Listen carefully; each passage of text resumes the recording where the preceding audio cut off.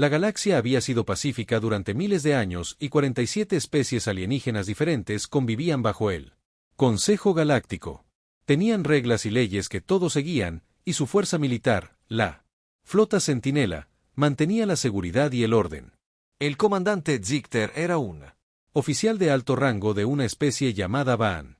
Estaba realizando su patrulla habitual cerca de los confines del espacio conocido cuando algo extraño apareció en sus sensores. Su nave detectó una nave desconocida que acababa de salir de una especie de extraño túnel espacial que su oficial científico jamás había visto. La nave parecía primitiva y estaba hecha de metal básico en lugar de los avanzados materiales orgánicos que la mayoría de las especies civilizadas utilizaban. Sin embargo, las lecturas de energía provenientes de esta extraña nave pusieron muy nervioso y preocupado a su oficial de armas. El capitán Jack Morrison se encontraba en el puente de su nave, la Usier Valiant, y se sentía orgulloso porque esta era la primera nave estelar real de la humanidad capaz de viajar más rápido que la luz. Los humanos habían pasado décadas enviando sondas y realizando experimentos que fracasaban una y otra vez. Finalmente, descubrieron cómo construir un motor cuántico capaz de impulsar una nave a través de las estrellas. El Valiant debía estar en una misión pacífica, simplemente explorando y observando el entorno. Pero Morrison era un militar que había combatido en guerras y creía en estar siempre preparado para cualquier eventualidad.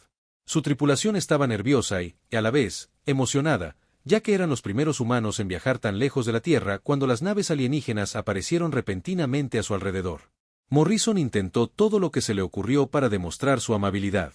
Envió patrones matemáticos, código binario e incluso música desde la Tierra, con la esperanza de que los alienígenas comprendieran que no tenían malas intenciones.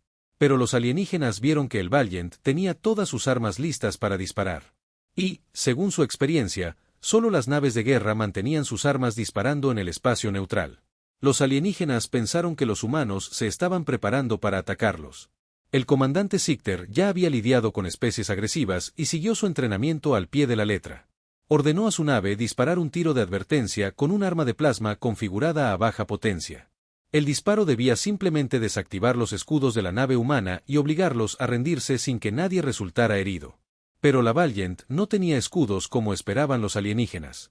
En su lugar, la nave contaba con algo llamado blindaje reactivo, inventado por ingenieros humanos. Y cuando el rayo de plasma impactó el blindaje, sucedió algo inesperado. El blindaje absorbió toda la energía y la transmitió directamente a los sistemas de armas de la nave. La teniente Sarah Hayes estaba sentada en la estación de armas y vio cómo sus pantallas se iluminaban al cargarse repentinamente los condensadores del cañón de riel al 200% de su capacidad normal. Informó de esto a Morrison de inmediato, y el capitán tuvo que tomar una decisión rápida que lo cambiaría todo. Morrison dio la orden de contraatacar a los alienígenas. Los cañones de riel de la Valiant eran armas cinéticas, lo que significaba que disparaban proyectiles físicos en lugar de rayos de energía. Este tipo de arma era tan antigua que la mayoría de las especies alienígenas habían dejado de usarla hacía miles de años porque consideraban que las armas de energía eran mejores. Los proyectiles de tungsteno que salían de los cañones Valiant se movían a una velocidad increíble, cercana a la de la luz. Los escudos alienígenas estaban diseñados para detener plasma y láseres, y eran completamente inútiles contra proyectiles de metal sólido que se movían a esa velocidad. 3.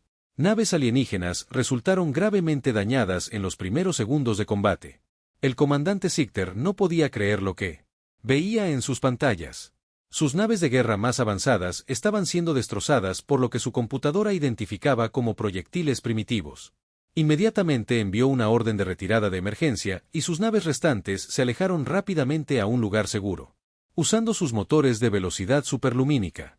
La noticia se extendió rápidamente por la galaxia y en cuestión de horas todos los miembros del Consejo Galáctico sabían que una especie desconocida acababa de derrotar a sus fuerzas militares.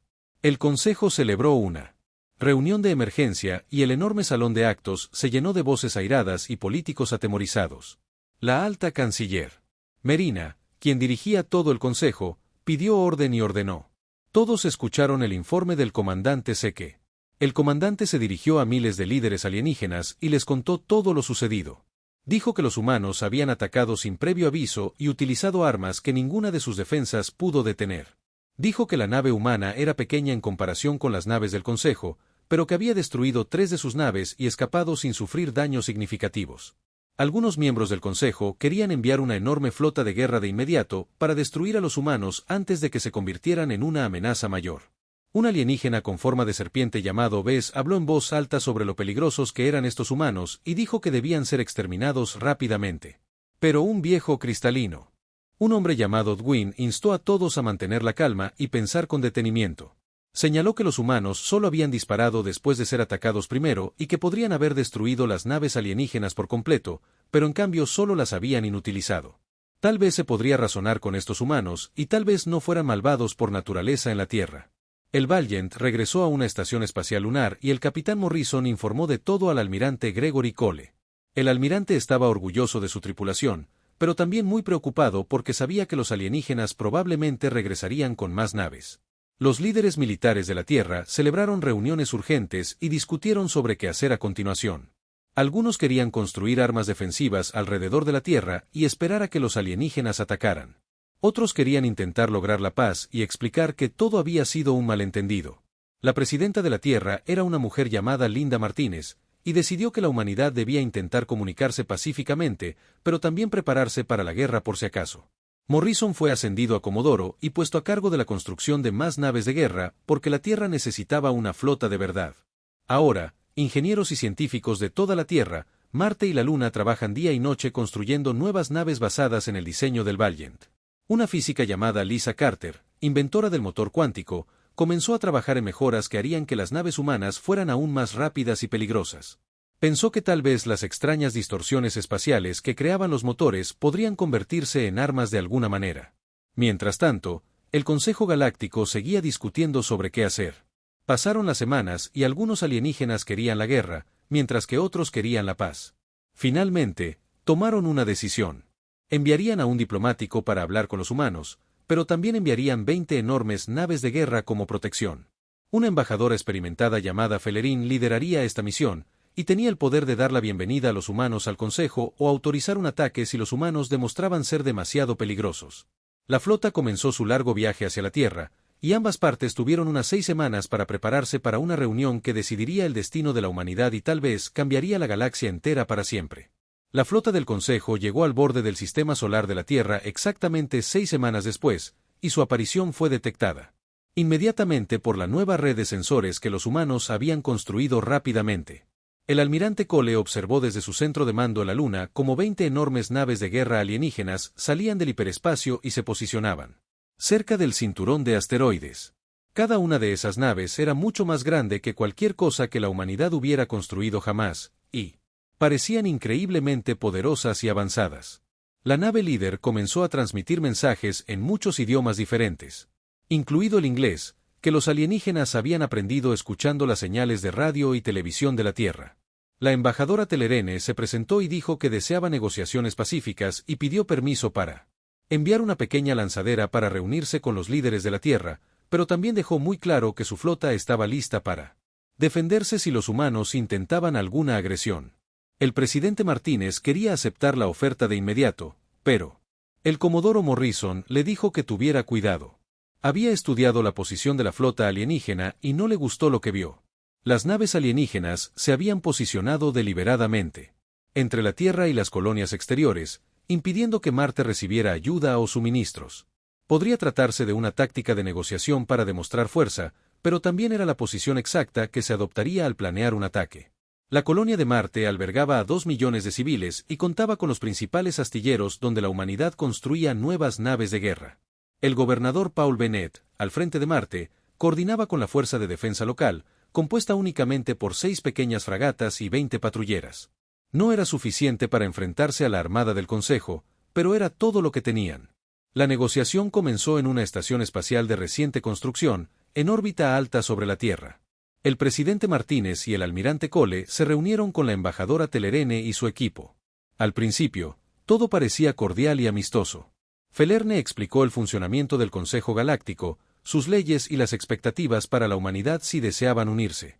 Pero entonces, la tensión empezó a aumentar cuando Teelerin presentó los términos y condiciones reales. La humanidad tendría que desmantelar todas sus naves militares y entregar su tecnología armamentística. Así, el Consejo podría estudiarla y aceptar un Comité de supervisión que controlaría el desarrollo humano durante los próximos 100 años. A cambio, los humanos tendrían acceso a las redes comerciales alienígenas, y el Consejo protegería la Tierra de otras amenazas. El almirante Cole respondió con calma pero con firmeza. Dijo que la humanidad no se había esforzado tanto por llegar a las estrellas para convertirse en la marioneta de nadie. Los humanos estaban dispuestos a unirse a la comunidad galáctica, pero querían ser tratados como iguales, no como niños, que necesitaban supervisión. No se desarmarían ni renunciarían a su derecho a autogobernarse. Las negociaciones se prolongaron durante días y semanas, pero ninguna de las partes cedió. La flota del Consejo permaneció inmóvil, mientras naves de guerra humanas comenzaban a concentrarse en las cercanías.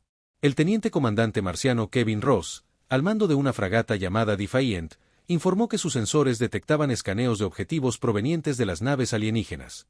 Se preparaban para algo malo. El incidente que destruyó cualquier posibilidad de paz provino de una dirección inesperada. Una nave científica del Consejo, que operaba separada de la flota principal, detectó lo que su tripulación creyó que eran plataformas de armas ocultas en el cinturón de asteroides. En realidad, se trataba de estaciones mineras donde trabajadores civiles extraían minerales valiosos, pero la nerviosa tripulación alienígena las reportó como bases militares secretas. El comandante de la flota, Corban, era un militar intransigente que nunca había confiado en los humanos y se había opuesto a la misión diplomática desde el principio.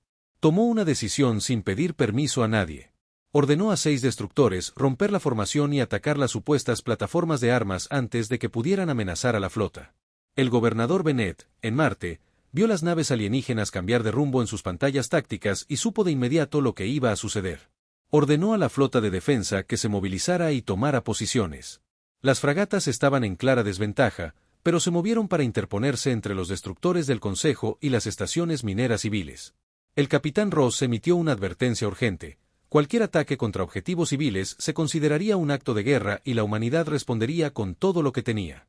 Los destructores del Consejo ignoraron la advertencia por completo y abrieron fuego. Sus cañones de plasma iluminaron el espacio con brillantes destellos de energía letal. Las estaciones mineras solo contaban con débiles escudos diseñados para proteger contra la radiación y pequeños asteroides, y estos escudos colapsaron bajo la primera andanada. Las estaciones explotaron una tras otra, y 300 mineros civiles murieron en los primeros 30 segundos del ataque. La respuesta humana fue inmediata y furiosa. Las fragatas desataron todo su arsenal. Casi a quemarropa. Esta vez, las naves del Consejo estaban preparadas para los cañones de riel, pues habían modificado sus escudos tras el primer encuentro con los valientes. Los escudos resistieron los ataques iniciales y las naves alienígenas comenzaron a contraatacar con confianza. Pero las naves humanas eran más rápidas. Y podían girar y moverse mucho más rápido que las grandes naves alienígenas. Sus capitanes lucharon con furia desesperada porque sabían que acababan de asesinar a civiles. El capitán Ross pilotó el Defiant a través de una pequeña brecha en la formación enemiga, con sus cañones disparando sin cesar. La teniente Amy Foster, su oficial táctica, coordinó los sistemas de puntería y encontró puntos débiles en los patrones de escudos superpuestos de las naves alienígenas. La batalla duró 12 minutos brutales. 2 destructores del Consejo quedaron inutilizados cuando el fuego concentrado de los cañones de riel finalmente superó sus escudos y destrozó sus cascos. Otra nave alienígena fue destruida por un ataque de embestida desesperado cuando la fragata Tempest se estrelló directamente contra la nave enemiga a toda velocidad. El comandante Jason Clark, capitán de la Tempest, salvó una estación minera repleta de gente, pero él y toda su tripulación murieron en la explosión.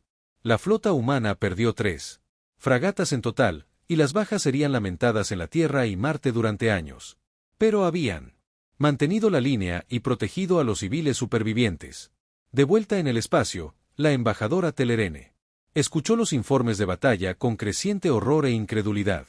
No había autorizado ningún ataque y el comandante de la flota, Corin, se había excedido en sus atribuciones de la peor manera posible. Se había derramado sangre humana y sangre civil. La misión diplomática había quedado completamente destruida y no había forma de remediarlo. Ahora, la presidenta Martínez se dirigió no solo a la Tierra, sino a toda la galaxia, transmitiendo en todas las frecuencias.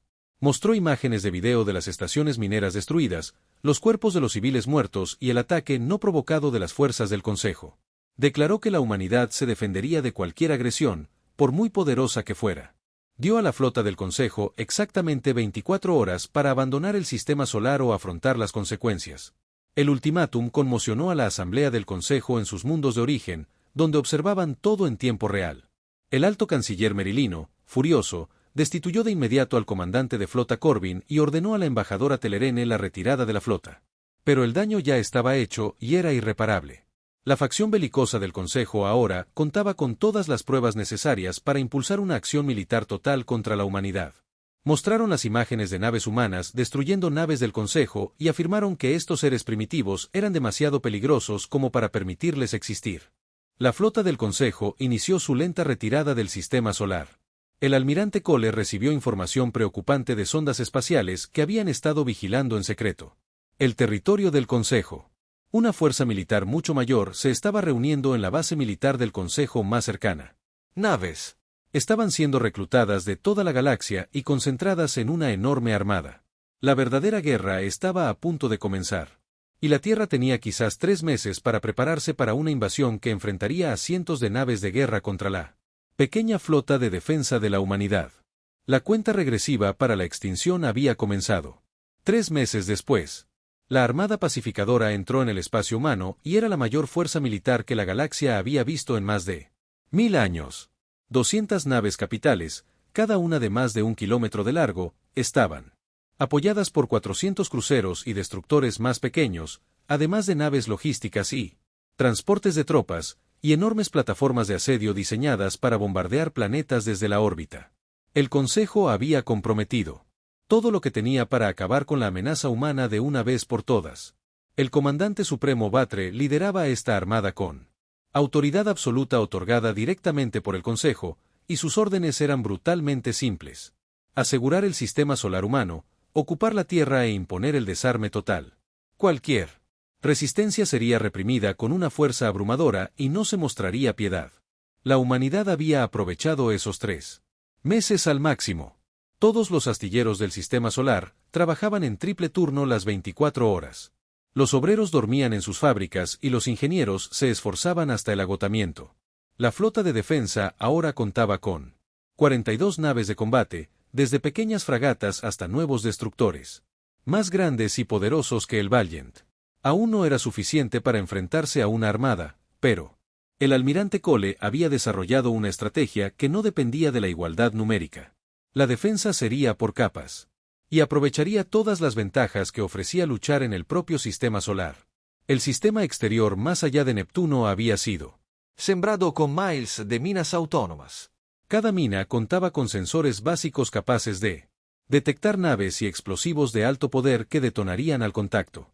El cinturón de asteroides entre Marte y Júpiter se había convertido en una zona fortificada con plataformas de armas ocultas en su interior, rocas huecas y refugios de emergencia construidos para refugiados civiles que pudieran necesitar esconderse.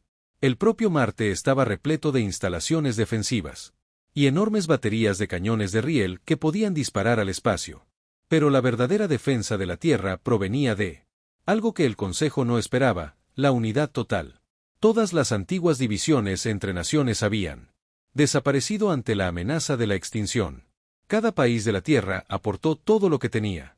Ingenieros chinos perfeccionaron la tecnología de aceleración magnética y científicos rusos desarrollaron nuevos sistemas de energía. Las fábricas europeas producían electrónica avanzada y los astilleros estadounidenses lo ensamblaban todo en buques de guerra. El comodoro Morrison comandaba ahora un destructor llamado Retribución y lideraba el grupo de defensa de vanguardia que se enfrentaría primero al enemigo. Su nave era más grande que el Valiant y estaba mejor armada con armas experimentales que incluso ponían nervioso al almirante Cole. La ingeniera jefe Nicole Adams había logrado instalar un cañón de masa espinal que recorría toda la longitud de la nave y podía disparar un proyectil que, teóricamente, podía atravesar cualquier escudo jamás diseñado. La tripulación de Morrison sabía que se enfrentaban a una situación imposible, pero ninguno habló de rendirse ni de retirarse. La Armada del Consejo redujo la velocidad en el borde del sistema solar y el comandante supremo Va exigió la rendición inmediata e incondicional. Dio a la humanidad 6 horas para cumplir y dijo que, si no se rendían, tomaría la Tierra por la fuerza y ejecutaría a los líderes humanos como criminales de guerra. La respuesta del presidente Martínez se transmitió por todos los canales y fue una sola palabra que todos entendieron: no. La palabra resonó en la Tierra, en Marte, en todas las colonias y naves humanas. No habría rendición ni sumisión. La humanidad lucharía hasta el último aliento. La batalla comenzó con la activación de los campos minados.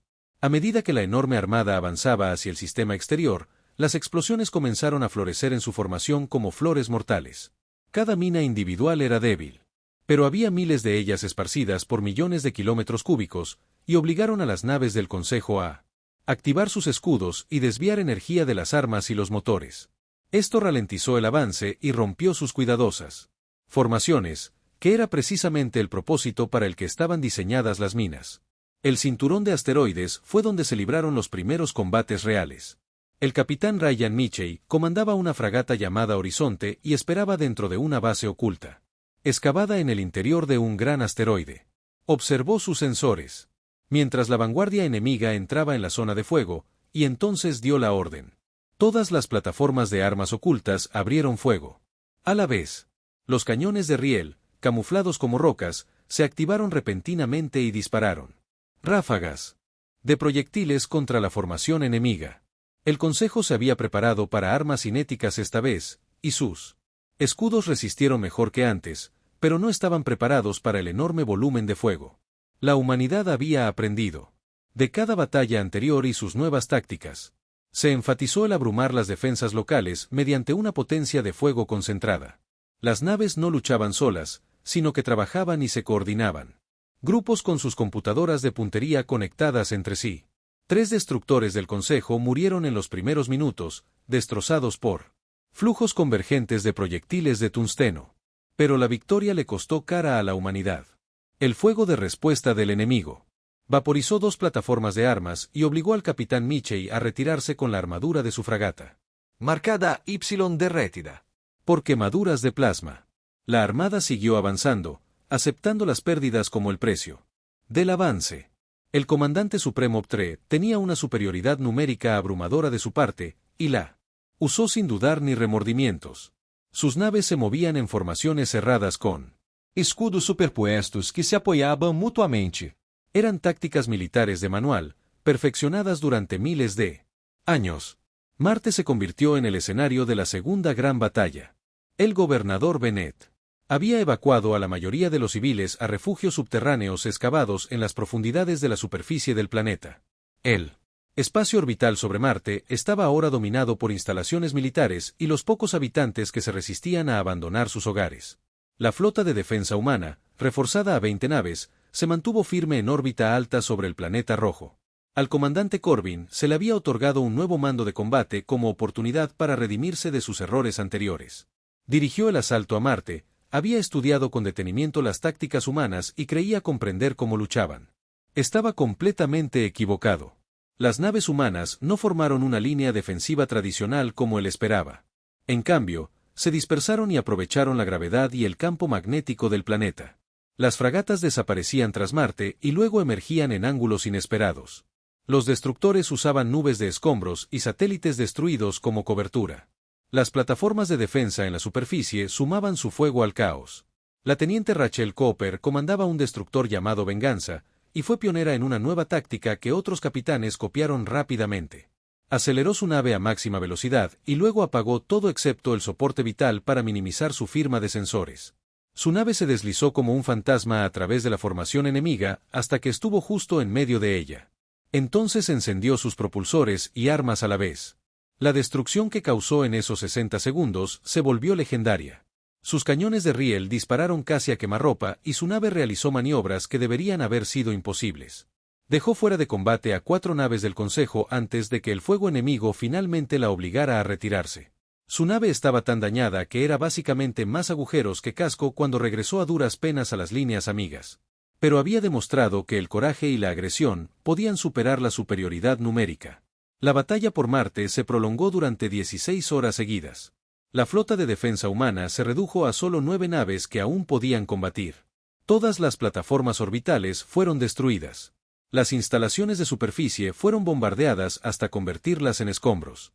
Pero la fuerza de asalto del comandante Corbin había sufrido tantas bajas que se vio obligado a retirarse y esperar refuerzos. Marte seguía en manos humanas, pero por poco.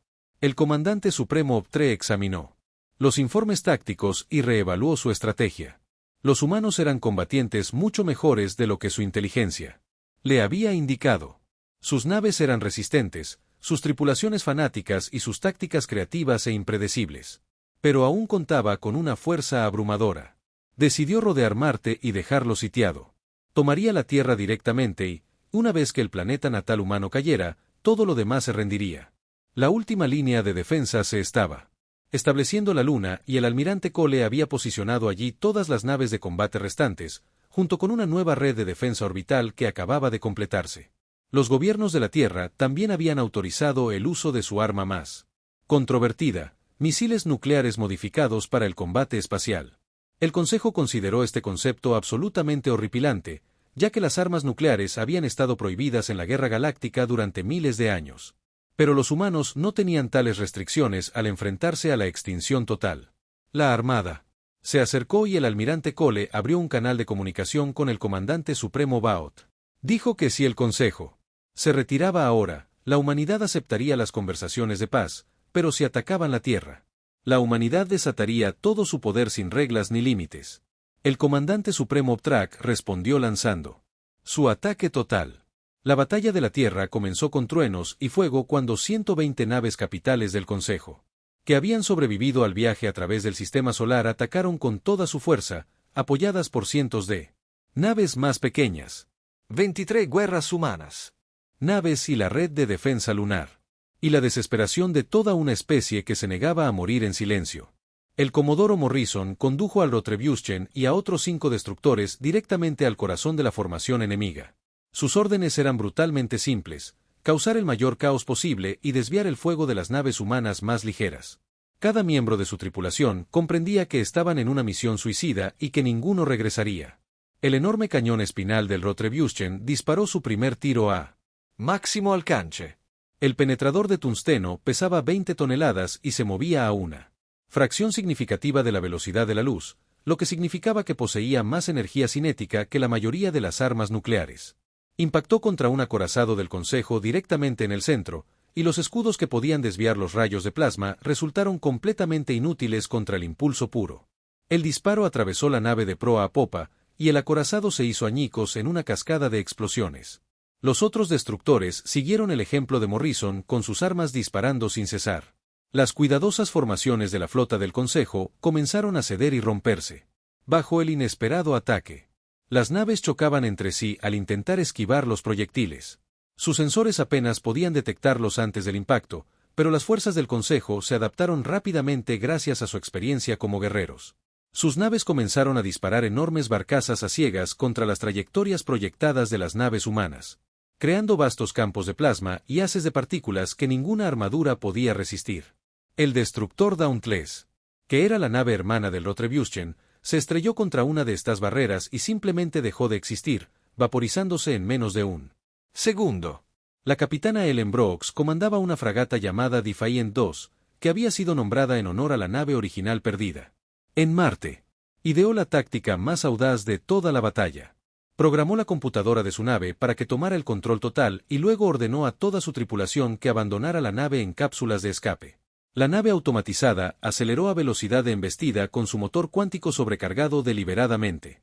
Cuando la Defiant II impactó contra un portaaviones del Consejo a toda velocidad, la explosión del motor desestabilizador creó una anomalía espacial temporal que arrastró a 3 naves cercanas a un pozo gravitacional aplastante. Segundos después, emergieron convertidas en escombros comprimidos. La capitana Brooks y su tripulación observaron desde sus diminutas cápsulas de escape cómo su amada nave se vengaba del enemigo. La red de defensa lunar abrió fuego continuo contra la armada que avanzaba. Las instalaciones de cañones de riel, los sistemas láser y las baterías de misiles funcionaban en conjunto, coordinados por un avanzado sistema informático militar. Los humanos habían bautizado a esta inteligencia artificial como Atenea, en honor a la antigua diosa griega de la sabiduría y la guerra. Atenea procesaba la información del campo de batalla más rápido que cualquier mente viva y adaptaba las tácticas en tiempo real según lo que funcionaba y lo que no. Fue Atenea quien calculó el momento perfecto para desplegar la opción nuclear: 300 misiles, cada uno con una ojiva de megatones, lanzados desde silos subterráneos ocultos en la cara oculta de la Luna.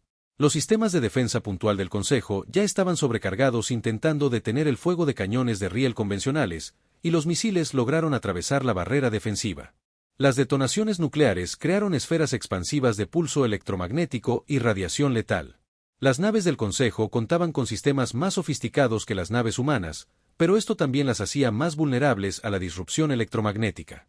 Docenas de naves enemigas quedaron completamente inoperativas, con sus tripulaciones aún con vida, pero sus naves quedaron indefensas y a la deriva en el espacio.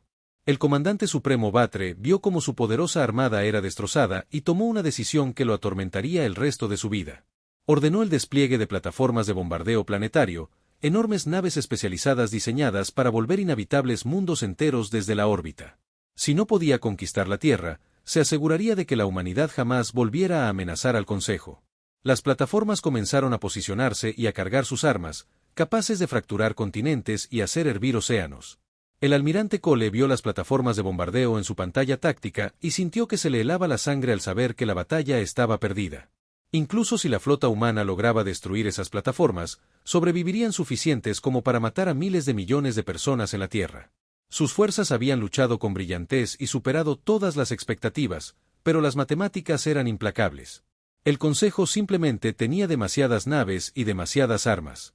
Abrió un canal con el presidente Martínez para informarle que la Tierra tenía quizás 10 minutos antes de que comenzara el bombardeo.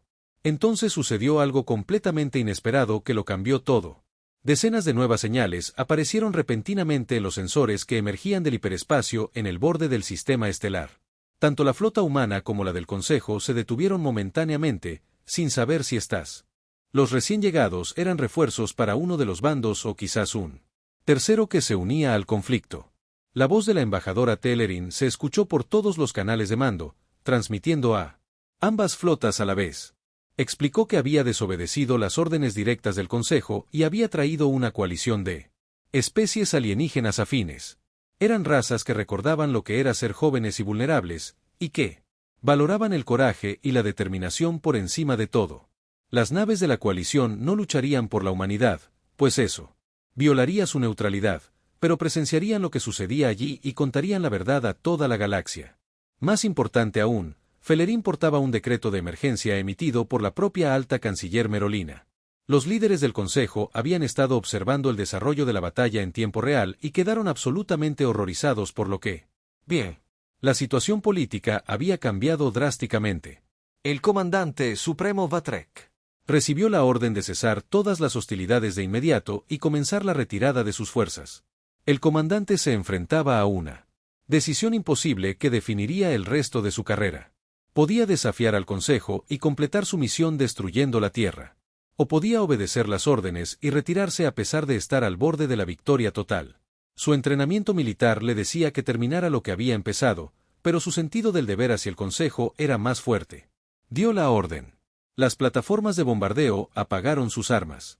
La flota del Consejo detuvo su avance e inició una retirada combativa, defendiéndose de cualquier ataque. Las naves humanas hostigaron al enemigo en retirada, pero no presionaron demasiado porque ambos bandos ya habían sufrido grandes bajas. Cuando la última nave del Consejo saltó al hiperespacio y desapareció, la flota de defensa de la Tierra se redujo a 7 naves que aún podían operar por sí mismas. Las instalaciones de defensa lunares fueron destruidas en un 70%. Las estaciones espaciales y la infraestructura orbital no eran más que ruinas flotando en el espacio. Los informes de bajas tardarían semanas en recopilarse por completo. Pero las estimaciones preliminares sugerían 50.000 militares muertos y más de 100.000 civiles fallecidos en los combates alrededor de Marte y el cinturón de asteroides, así como en los hábitats orbitales, pero la Tierra seguía en pie. El planeta estaba dañado, sangrando y rodeado de escombros, pero resistió. La humanidad había sobrevivido a la mayor prueba de toda su historia. Las negociaciones de paz que siguieron fueron completamente diferentes del primer intento. La humanidad ahora negociaba desde una posición de firmeza. Se unieron al Consejo Galáctico no como un protectorado débil, que necesitaba guía, sino como un miembro pleno con igualdad de derechos de voto. Fueron la primera especie en la historia galáctica registrada en abrirse paso a la mesa de negociaciones, luchando literalmente y ganarse la membresía a través de la sangre y el sacrificio. El comodoro Morrison sobrevivió a la batalla de la Tierra, aunque su amado Rotrevuschen fue destruido en los últimos minutos del combate. Fue ascendido a almirante y se le dio el mando de la primera flota de exploración espacial profunda de la humanidad. Su nueva misión era aplicar las lecciones aprendidas a través del fuego y la sangre y asegurar que la humanidad jamás volviera a encontrarse tan vulnerable e indefensa. La capitana Ellen Brooks y su tripulación, que habían sacrificado su nave, se convirtieron en héroes en toda la Tierra y en todas las colonias humanas.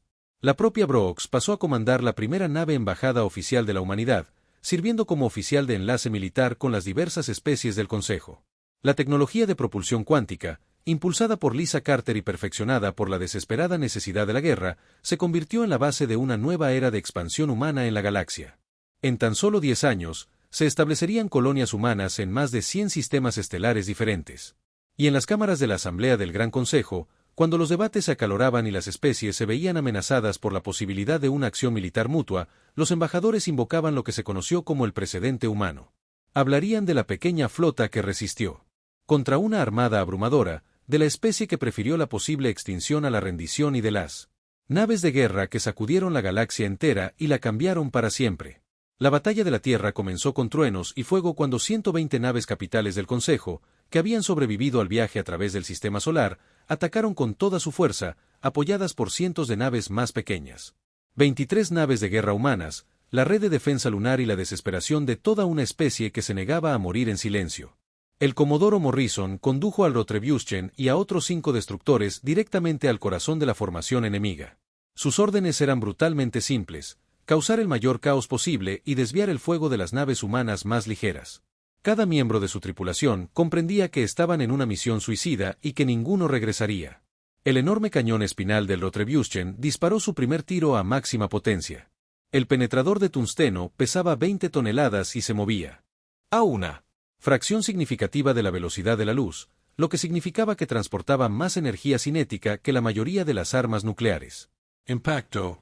Un acorazado del Consejo directamente en el centro, y los escudos que podían desviar los rayos de plasma resultaron completamente inútiles contra el impulso puro. El disparo atravesó la nave por completo, de proa a popa, y el acorazado se hizo añicos en una cascada de explosiones. Los demás destructores siguieron el ejemplo de Morrison, con sus armas disparando sin cesar. Las cuidadosas formaciones de la flota del Consejo comenzaron a ceder y a romperse bajo el inesperado ataque. Las naves chocaban entre sí mientras intentaban esquivar proyectiles que sus sensores apenas podían detectar antes del impacto. Pero las fuerzas del Consejo se adaptaron rápidamente, porque eran guerreros experimentados. Sus naves comenzaron a disparar enormes barcazas ciegas contra las trayectorias proyectadas de las naves humanas, creando vastos campos de plasma y rayos de partículas que ninguna armadura podía resistir. El destructor Dauntless, que era la nave gemela del Rotrevuschen, se estrelló contra una de estas barreras y simplemente dejó de existir, vaporizándose en menos de un segundo. La capitana Ellen Brooks comandaba una fragata llamada Defiant II, que había recibido su nombre en honor a la nave original perdida en Marte. Ideó la táctica más audaz de toda la batalla. Programó la computadora de su nave para que tomara el control total y luego ordenó a toda su tripulación abandonar la nave en cápsulas de escape. La nave automatizada aceleró hasta alcanzar la velocidad de embestida con su motor cuántico sobrecargado deliberadamente. Cuando la Defiant II impactó contra un portaaviones del Consejo a toda velocidad, la explosión del motor desestabilizador creó una anomalía espacial temporal que arrastró a 3 naves cercanas a un pozo gravitacional aplastante. Segundos después, emergieron convertidas en solo restos comprimidos. La capitana Brooks y su tripulación observaron desde sus pequeñas cápsulas de escape cómo su amada nave se vengaba del enemigo. La red de defensa lunar abrió fuego continuo contra la armada que avanzaba. Las instalaciones de cañones de riel, los conjuntos de láseres y las baterías de misiles funcionaban en conjunto, coordinados por un avanzado sistema informático militar. Los humanos habían bautizado a esta inteligencia artificial como Atenea, en honor a la antigua diosa griega de la sabiduría y la guerra. Atenea procesaba la información del campo de batalla más rápido que cualquier mente viva y adaptaba las tácticas en tiempo real según lo que funcionaba y lo que no. Fue Atenea quien calculó el momento perfecto para desplegar la opción nuclear. 300 misiles, cada uno con una ojiva de megatones, fueron lanzados desde silos subterráneos ocultos en la cara oculta de la Luna. Los sistemas de defensa puntual del Consejo ya estaban saturados intentando detener el fuego de cañones de riel convencionales, y los misiles lograron atravesar la barrera defensiva. Las detonaciones nucleares crearon esferas expansivas de pulso electromagnético y radiación letal. Las naves del Consejo contaban con sistemas más sofisticados que las naves humanas, pero esto también las hacía más vulnerables a la interferencia electromagnética. Decenas de naves enemigas quedaron completamente inoperativas, con sus tripulaciones aún con vida, pero sus naves quedaron a la deriva en el espacio. El comandante supremo Batre vio cómo su poderosa armada era destrozada y tomó una decisión que lo atormentaría el resto de su vida. Ordenó el despliegue de plataformas de bombardeo planetario, enormes naves especializadas, diseñadas para volver inhabitables mundos enteros desde la órbita. Si no podía conquistar la Tierra, se aseguraría de que la humanidad jamás volviera a amenazar al Consejo. Las plataformas comenzaron a posicionarse y a cargar sus armas, capaces de fracturar continentes y hacer hervir océanos. El almirante Cole vio las plataformas de bombardeo en su pantalla táctica y sintió que se le helaba la sangre, pues sabía que la batalla estaba perdida. Incluso si la flota humana lograba destruir esas plataformas, sobrevivirían suficientes como para matar a miles de millones de personas en la Tierra. Sus fuerzas habían luchado con brillantez y superado todas las expectativas. Pero las matemáticas eran implacables. El Consejo simplemente tenía demasiadas naves y demasiadas armas. Abrió un canal de comunicación con el presidente Martínez para informarle que la Tierra tenía quizás 10 minutos antes de que comenzara el bombardeo. Entonces sucedió algo completamente inesperado que lo cambió todo. Decenas de nuevas señales aparecieron repentinamente en los sensores que emergían del hiperespacio en el borde del sistema estelar. Tanto la flota humana como la del Consejo se detuvieron un instante, sin saber si estos recién llegados eran refuerzos para uno de los bandos o quizás un tercero que se unía al conflicto. La voz de la embajadora Telerín resonó en todos los canales de mando, transmitiendo a ambas flotas simultáneamente. Explicó que había desobedecido las órdenes directas del Consejo y había traído una coalición de especies alienígenas afines. Eran razas que recordaban lo que era ser jóvenes y vulnerables, y que valoraban el coraje y la determinación por encima de todo. Las naves de la coalición no lucharían por la humanidad, pues eso violaría su neutralidad, pero serían testigos de lo que sucediera allí. Y le contaría la verdad a toda la galaxia. Más importante aún, Felerín portaba un decreto de emergencia emitido por la mismísima alta canciller Merina. Los líderes del Consejo habían estado observando el desarrollo de la batalla en tiempo real y quedaron absolutamente horrorizados por lo que vieron. La situación política había cambiado drásticamente. El comandante supremo Batreak recibió la orden de cesar todas las hostilidades de inmediato y comenzar la retirada de sus fuerzas. El comandante se enfrentaba a una decisión imposible que definiría el resto de su carrera. Podía desafiar al Consejo y completar su misión destruyendo la Tierra. O podía obedecer las órdenes y retirarse a pesar de estar al borde de la victoria total. Su entrenamiento militar le decía que terminara lo que había empezado. Pero su sentido del deber hacia el Consejo era más fuerte. Dio la orden. Las plataformas de bombardeo apagaron sus armas. La flota del Consejo dejó de avanzar e inició una retirada combativa, defendiéndose de cualquier ataque. Las naves humanas hostigaron al enemigo en retirada, pero no presionaron demasiado porque ambos bandos ya habían sufrido grandes bajas. Cuando la última nave del Consejo saltó al hiperespacio y desapareció, la flota de defensa de la Tierra se redujo a 7 naves, que aún podían operar por sí mismas. Las instalaciones de defensa lunares fueron destruidas en un 70%. Las estaciones espaciales y la infraestructura orbital no eran más que ruinas flotando en el espacio. Los informes de bajas tardarían semanas en recopilarse por completo. Pero las estimaciones preliminares sugerían 50.000 militares muertos y más de 100.000 civiles fallecidos en los combates alrededor de Marte y el cinturón de asteroides, así como en los hábitats orbitales. Pero la Tierra seguía en pie. El planeta estaba dañado, herido y rodeado de escombros, pero resistió. La humanidad había sobrevivido a la mayor prueba de toda su historia. Las negociaciones de paz que siguieron fueron completamente diferentes del primer intento. La humanidad ahora negociaba desde una posición de gran desventaja. Se unieron al Consejo Galáctico no como un protectorado débil que necesitaba guía, sino como miembros de pleno derecho con igualdad de derechos de voto. Fueron la primera especie en la historia galáctica registrada en abrirse paso a la mesa de negociaciones mediante la guerra y ganarse la membresía a través de la sangre y el sacrificio.